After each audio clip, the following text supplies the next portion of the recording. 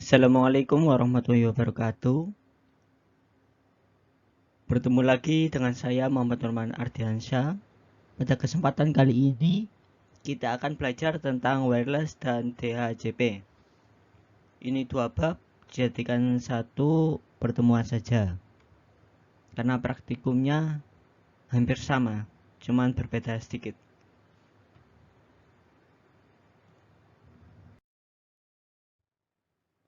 Apa itu wireless?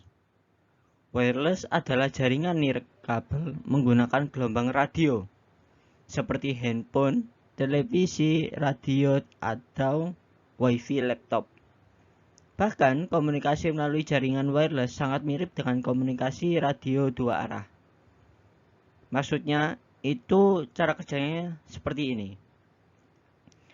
Adaptor wireless komputer menerjemahkan data menjadi sinyal radio dan mengirimkan atau memancarkan menggunakan antena. Router wireless kemudian menerima sinyal dan melakukan decode data. Router tersebut mengirimkan informasi ke internet koneksi kabel, jadi kabel Ethernet, dan terhubung ke komputer penerima. Kemudian arti wireless internet adalah layanan internet yang dapat diakses tanpa koneksi kabel fisik, ke komputer menggunakan internet. Layanan internet wireless umumnya disediakan oleh penyedia layanan internet melalui router wireless, atau secara lokal melalui penggunaan router wireless yang terhubung ke kabel atau modem DSL di rumah atau di kantor masing-masing. Berdasarkan pengertian wireless, di mana tidak dibutuhkannya kabel atau perangkat lainnya untuk terhubung ke router, maka dengan seperti ini, semua orang itu bisa mengakses jaringan wireless tanpa kabel. Namun di area tertentu otomatis ada batasnya. Kemudian ada baiknya jika kita menyiapkan atau mengatur atau men-setting atau mengkonfigurasi jaringan wireless tersebut dengan keamanan agar tidak serta-merta digunakan oleh orang lain, apalagi yang berkepentingan buruk.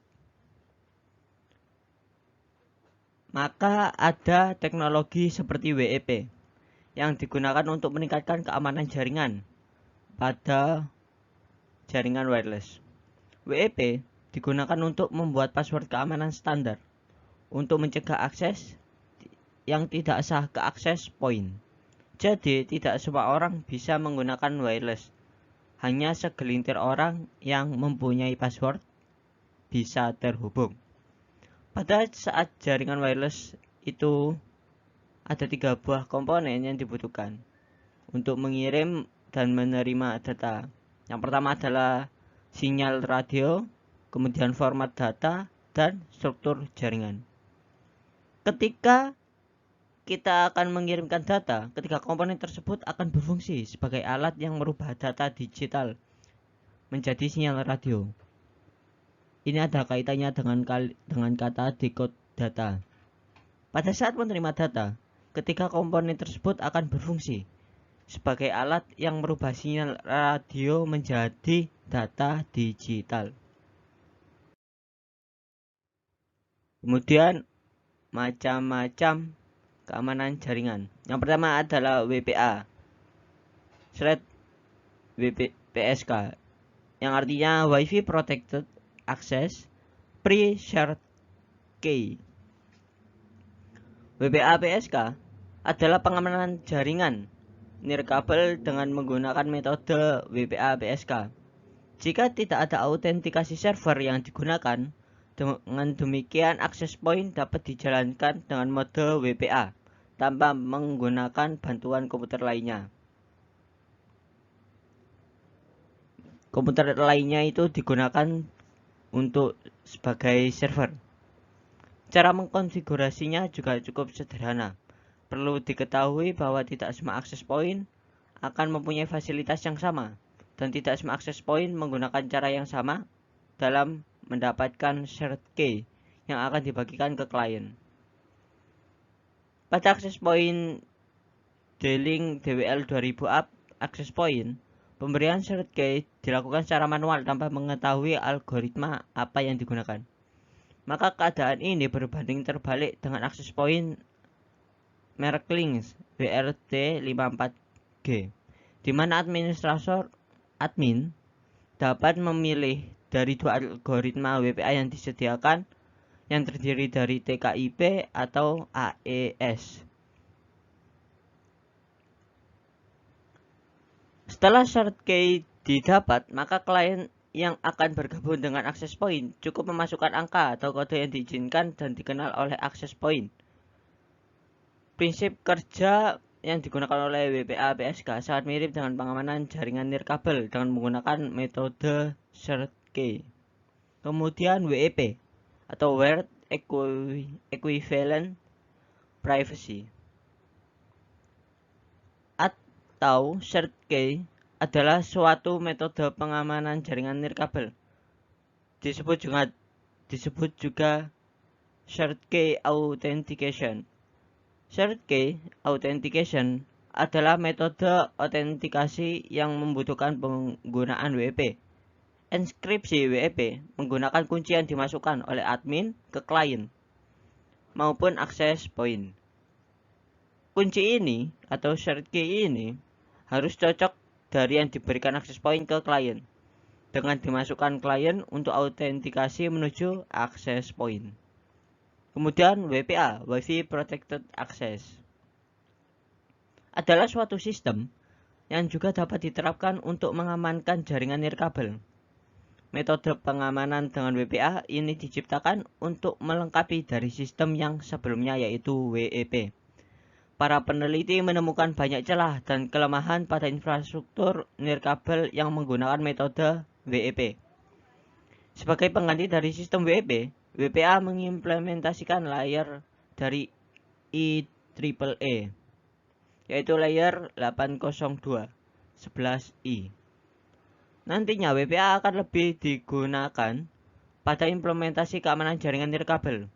WPA didesain dan digunakan dengan alat tambahan lainnya yaitu komputer pribadi, serta fungsi dari komputer pribadi ini dikenal dengan istilah authentication server yang memberikan key berbeda kepada masing-masing klien dari suatu jaringan nirkabel yang menggunakan access point sebagai media sentral komunikasi. Seperti jaringan WEP, metode enskripsi dari WPA digunakan atau implementasinya itu menggunakan algoritma RJ4.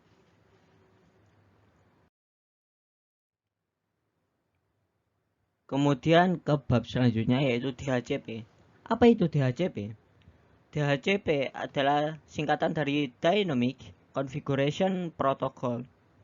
Adalah layanan yang secara otomatis memberikan nomor IP kepada komputer yang memintanya.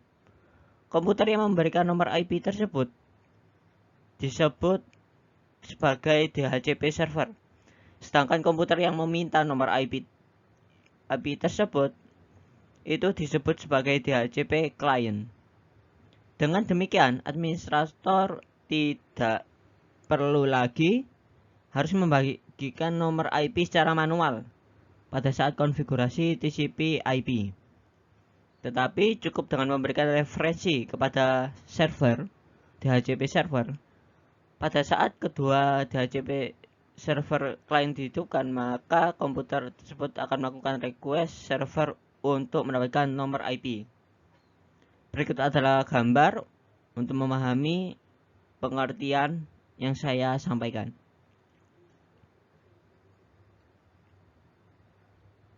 Pada saat kedua DHCP klien dihidupkan, maka komputer tersebut melakukan request ke DHCP server untuk mendapatkan nomor IP, meminta request. Kemudian DHCP menjawab dengan memberikan nomor IP yang ada di database DHCP. Server telah memberikan nomor IP, maka server meminjamkan atau list nomor IP yang ada ke klien dan mencoret nomor IP tersebut dari daftar pool. Jadi ibaratnya nih, ada kotak permen itu warna-warni. Kemudian ada 2 orang ini minta. Permennya ini totalnya ada 3 warna, merah, kuning, biru. Kemudian klien ini meminta, ternyata dapatnya itu merah sama kuning. Otomatis yang ada di kotak atau di kaleng permen ini tidak ada dan tersisa hanya biru yang sisanya. Itu yang dimaksud dengan menghapus IP tersebut atau mencoret dari daftar pool. Kemudian nomor IP diberikan bersama dengan subnet NAT dan default gateway. Jika tidak ada lagi nomor IP yang dapat diberikan, maka klien tidak dapat menginisialisasi TCP/IP dengan otomatisnya dan tidak dapat tersambung pada jaringan tersebut. Seperti ketika kamu mencoba untuk terhubung WiFi namun tidak tahu kalau itu memakai DHCP. Ketika mencoba menghubungkan padahal passwordnya benar, itu tidak terhubung ke internet. Jadi ada tanda seru kalau di handphone, atau istilahnya request timeout begitu. Kemudian setelah periode waktu tertentu, maka pemakaian DHCP klien tersebut dinyatakan selesai dan klien tidak memperbarui permintaan kembali, maka IP tersebut dikembalikan ke DHCP server. Nah, kalau yang di kaleng permen itu, jika sudah itu dikembalikan. Jadi otomatis dalam kaleng ada warnanya lengkap, ada merah, kuning, dan biru. Kemudian jika ada orang yang minta lagi, maka IP tersebut diberikan ke klien yang membutuhkan. Untuk lama periode ini ditentukan dalam menit, jam, bulan, atau selamanya. Jangka waktu tersebut itu istilahnya list period.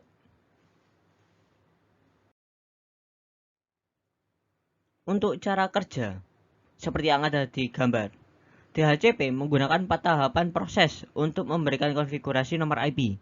Jika klien memiliki NIC lebih dari 1 dan perlu nomor IP lebih dari 1, maka proses DHCP dijalankan untuk setiap adaptor secara sendiri-sendiri. Yang discover, klien meminta nomor IP ke server, broadcast mencari DHCP server. Kemudian DHCP over, DHCP server bisa 1 atau lebih server jika memang ada 2 atau lebih DHCP server yang mempunyai nomor IP, memberikan penawaran ke klien tersebut. Kemudian DHCP request, klien memilih penawaran DHCP server yang pertama diterima dan kembali melakukan broadcast dengan message menyetujui peminjaman tersebut kepada DHCP server. Kemudian DHCP acknowledgement, DHCP server yang memang memberikan jawaban atas pesan tersebut berupa konfirmasi nomor IP dan informasi lain kepada klien dengan sebuah acknowledgement. Kemudian klien melakukan inisialisasi dengan mengikat atau binding nomor IP tersebut dan klien dapat bekerja pada jaringan tersebut. Sedangkan DHCP server yang lain menarik tawarannya kembali.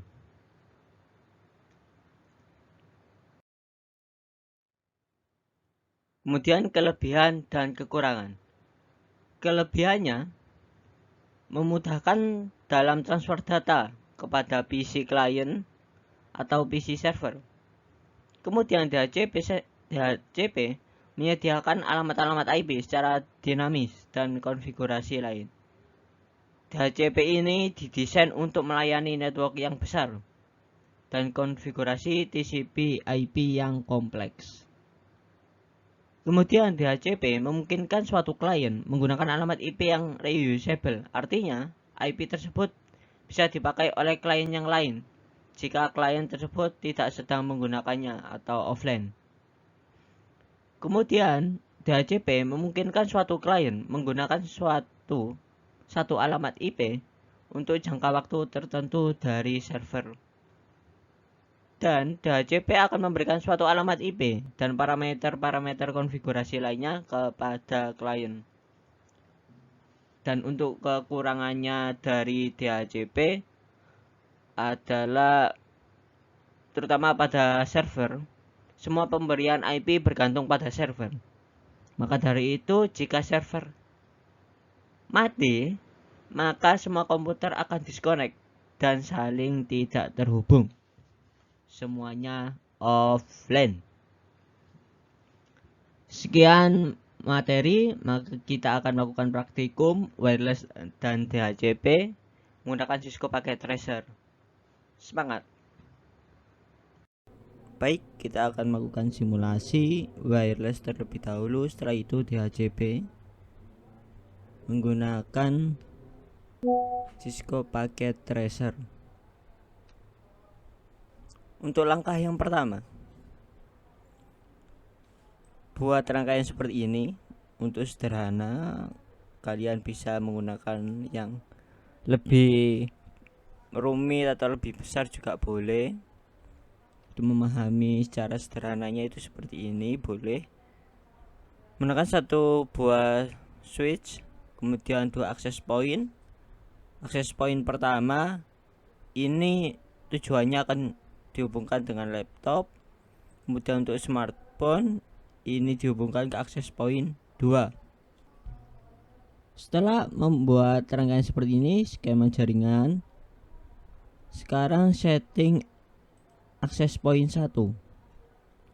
Buka pada port pertama, kasih nama access pointnya SSID, diberi AP1, nyalakan juga portnya.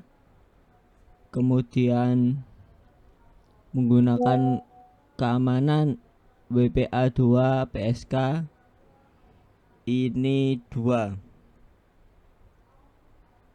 Yang WPA2 PSK dikasih password 1-8. Kemudian setting, ini channelnya itu channel 1. Kemudian jika sudah diisi passwordnya, ini password, ini nama wifi nya tuh sudah, close. Setelah itu setting pada access point 2. Access point 2, buka port 1, nyalakan, kemudian kasih nama access point 2 AP2, kemudian channelnya 6, dan password authentication ini tidak diberi, alias tidak ada password. Kemudian setelah setting kedua access point, sekarang setting laptop. Kita buka. Sebentar, ini. Oh ya, dimatikan terlebih dahulu. Dimatikan, oke.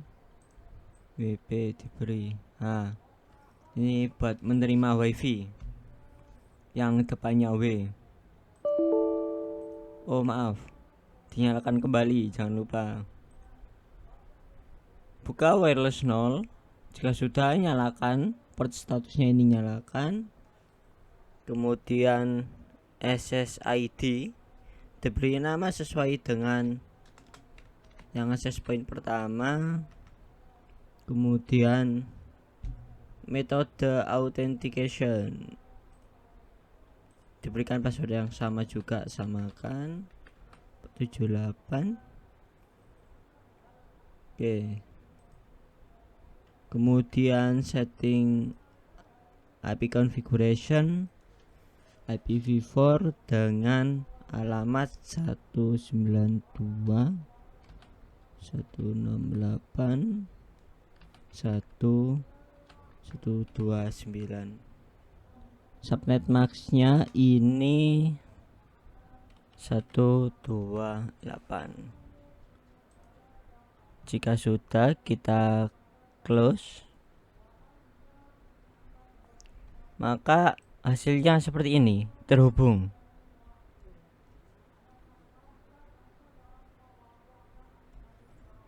Kemudian setting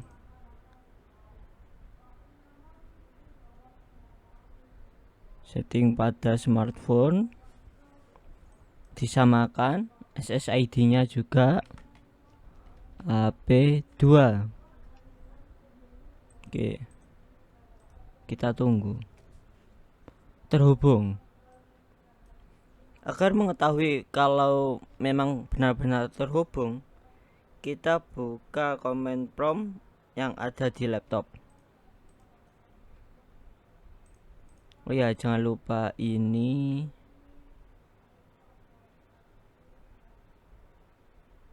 smartphone static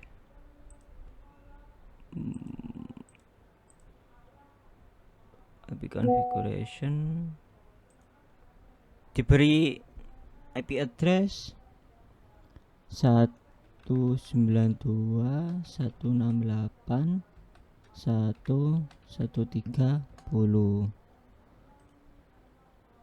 Kemudian ini 128. Oke, sudah, kita close. Untuk mengetahui kalau ini saling terhubung dalam satu jaringan ya, itu terhubung, kita cek command prompt. Kita ping 192 ke smartphone 681.130. Kemudian kita enter, hasilnya muncul sekian. Ini adalah cara untuk men-setting, kemudian proses kerja terhubungnya itu seperti apa tentang wireless. Selanjutnya kita akan melakukan simulasi DHCP menggunakan rangkaian sama, namun kita akan berikan server. Oke. Kemudian hubungkan. Setelah dihubungkan, beri kabel, kita setting pada server. Buka config, kemudian atur IP-nya 192.168.1.253. Kemudian kita beri IP address 253, kemudian subnet max-nya 128, untuk gateway-nya 254.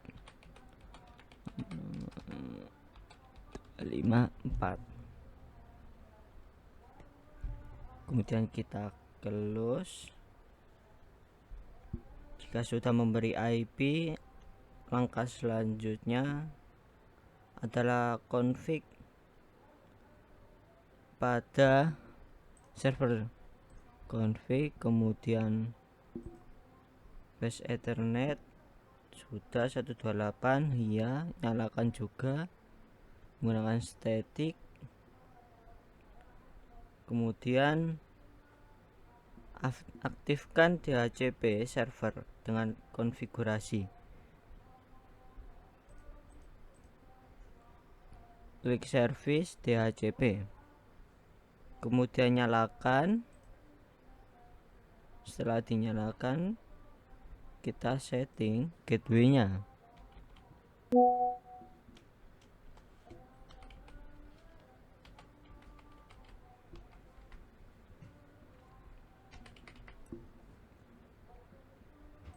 Kemudian kasih DNS juga tidak apa-apa, boleh.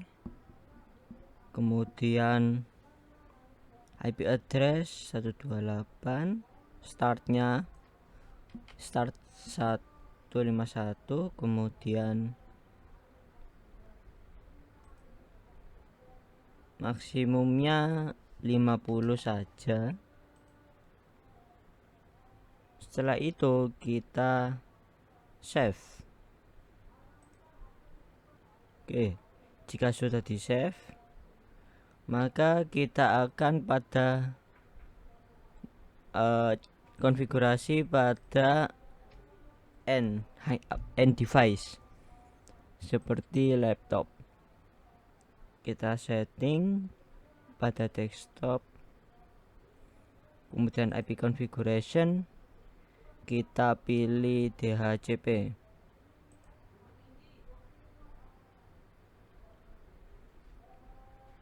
Request berhasil dengan gateway sekian, subnet maxnya sekian, sama gateway sama subnet maxnya.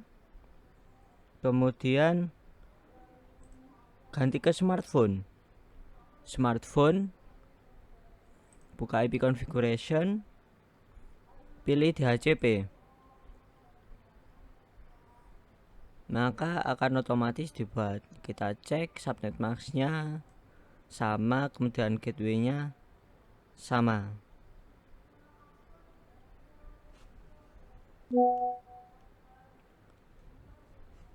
Oke, ini terhubung. Kita coba cek dengan ping kembali apakah benar-benar terhubung atau tidak.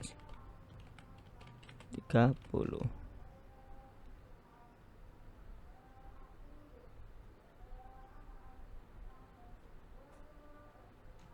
Maaf, ini sudah ganti tadi karena DHCP 153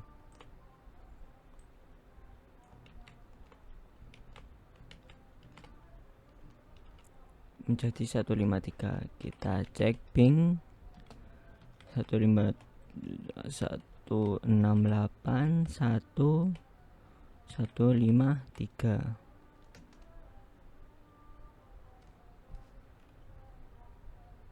Baik, ini terhubung. Praktikumnya simulasi sudah selesai. Sekiranya begitu proses kerja sederhana dari wireless dan DHCP. Sekian dari saya, mohon maaf bila ada kesalahan. Terima kasih sudah menonton. Wassalamualaikum warahmatullahi wabarakatuh.